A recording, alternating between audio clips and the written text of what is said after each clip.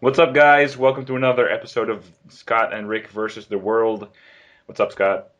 Not too much. This is going to be another one of our U teams that I personally favor. It's pretty awesome. And yeah, let's go ahead and get into it. Yeah, it's against XX Meteor X something. I know the guy, but I just don't really know his name. But yeah, leading with Uxie. He's leading with the Swallow. He went straight for the U-turn. Kind of made me think he might have been banded, but it didn't do enough for that. So probably just a generic, Toxic Orb or Flame Orb protect kind of set. And yeah, in comes a Drapion. Go back to HaRIKyama. Yeah, HaRIKyama is a freaking beast. It's actually a special wall HaRIKyama. Most of them are physically bulky. Yeah. And yeah, of course we got our rocks up on the first play. And just go for the epic Whirlwind on a Charizard That was switch in. sexy. That was sexy. Yeah. Get like Not kind of depending on if he has a spinner, that's like a guaranteed almost dead Charizard. exactly, and all that kind of stuff. So wow, his Spiritomb actually carries Psychic, which you don't see too often. We Yeah. certainly weren't expecting it. Oh, but tells us he is specs from the damage because HaRIKyama is a beast, and a not spec psychic would have not done that much. It still doesn't do that much though, so that's kind of cool. Seriously, Harikiyama's not playing games. Exactly. And yeah, did you just whirlwind him into Swallow? Yep. Yeah, so that's gonna activate his Flame Orb, which is whatever. Yeah, and I And yeah, did predict the predicting. facade there because he had no reason to go for the Brave Bird and get recoil for no reason. In Ex- my eyes, anyway, that made sense, and in his eyes, apparently, it made sense as well because he did switch out. But he does opt to stay in here, which kind of surprised me, to be honest. Yeah, but hey, Pursuit in conjunction with the burn is gonna be enough to take him down. Hmm. And Wild Spade isn't exactly designed to take hits anyway, Oh yeah, so this team is named after a bunch of YouTubers, and we kind of wanted one named after Wild and Spade, but we only had six Pokemon to name. So yeah, so we just named Wild Spade Wild kind of Spade. Yeah. yeah. Uh, Oh, and this right here kind of makes me, yeah, that was.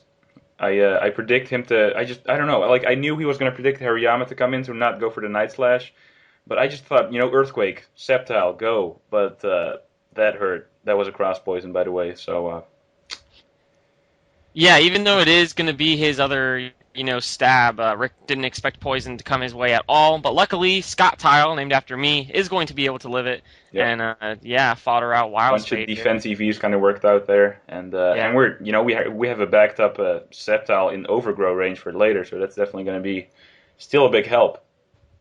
exactly. So going to Harikiyama because it is a rest talker, so get a little bit of Life Orb stall going and able Yep. to rejuvenate back to full health. And hopefully, Sleep Talk, a Whirlwind or a Brick Break would be nice as well for some damage on this Drapion, because we don't have too much on our team to outspeed a Drapion, I don't think. So that would be nice. Yeah, Drapion's a pretty big threat, only having one Oh, and he does weakness. get the sniper crit here, I think, which doesn't even kill me still. That I am such a beast. Even in my sleep, I'm doing damage to people as well. Look at that Brick Break there. Oh my Wow. god, Harikiyama was just going fucking bananas in this battle. Like, Yeah. oh my And it's, god. it's not even done yet. Just watch. So he's switching the Venusaur. He's going to attempt to set up a Swords Dance, but no one's safe for Harikiyama. Not even in his sleep. He's predicting stuff and whatnot. Go for the Whirlwind with the Sleep Talk. Bam! Get out of there. Haven't you seen Rick's sleeping Psyduck avatar? You should know better. Yeah. You should know better. And in comes Spiritomb. We know, he is going to be slower, so we can just go for the rest back up to full. Not sure what he's going to do about it though. I mean, we know he's spec, so the trick is kind of obvious, and I think he does try and go for that, or actually just goes for it. Not even, yeah. So, Yeah, we figured he wouldn't go for the Psychic just because, yeah, another move could have killed from that range, so he might predict a switch or something. hmm and it's really not worth switching out at that point because we were at low HP. I rather have a max HP specs Hariyama than no Hariyama at all. So, and something Exactly. else holding the specs as well. So in comes Clefable, obviously named after Shofu. Predict the switch out, which is nice. Get the Seismic Toss on the Gastrodon. Actually was expecting the Venusaur to come, which is still kind of a big threat to this team, which is also why he didn't go for the Toxic straight away, but he goes into his Gastrodon. Uh, and he tries to set up, which was kind of weird to me because he can't really do anything.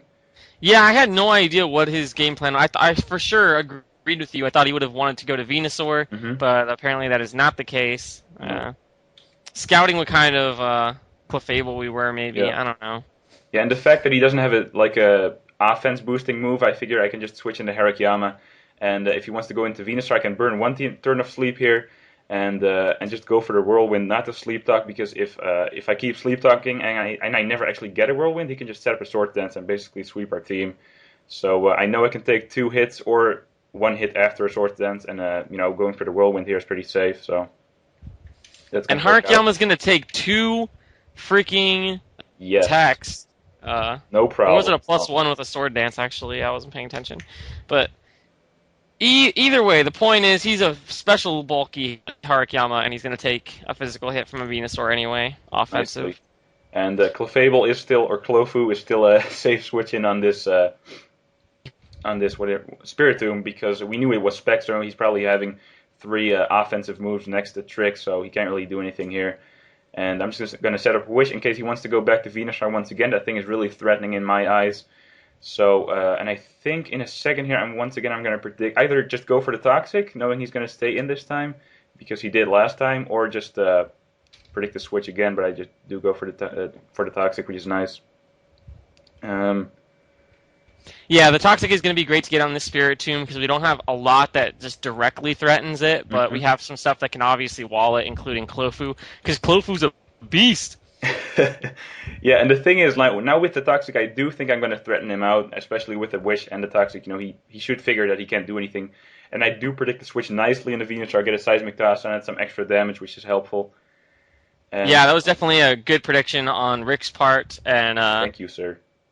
Yeah, you're And welcome. right sir. here, You're I welcome. go to Hariyama just in case he wants to go for the Sleep Powder. I don't know if he has it or not, but it doesn't look like he does, which is good. And Yeah. I'm just going to go into Nidoqueen here, which does have Sucker Punch. Then again, if you predict the Sucker Punch and goes for the Swords Dance, that's not going to be good. So what I'm going to do is I actually calculated this Earthquake, and even an Adamant Earthquake with max damage could not have killed me, so it was pretty safe to just go for the Earthquake. Yeah, wow. And Elo King is going to get a crit, which did not matter. And yeah, you don't mess with Elo King. Mm-hmm. And in comes Spiritomb, we're just going to go and hit that with an Earthquake because, we could switch back to Clofu if we really want to, but just getting damage on this right now is going to help the game kind of speed up, and there's no point in really stalling for a higher score or anything, so... Yeah, the game's just about over here because, as Rick pointed out earlier in the match, we do still have me, Sceptile, in Overgrow, and he outspeeds pretty much anything that he's going to have remaining on his team. So, yeah, pretty straightforward. Yeah, and that's basically going to be the game. So, hope you guys enjoyed. For more episodes, you can also check out Scott's channel in the description, or as a video response, he'll probably post the last episode on his channel as well. And, yeah, so feel free to check the playlist out and see what we've got. Oh, yeah, his playlist. I'll probably link that as well. And once again, let us know what you think about these series, if you want to see more or not. And yeah, that's basically it. Thumbs up for Rick. I love you.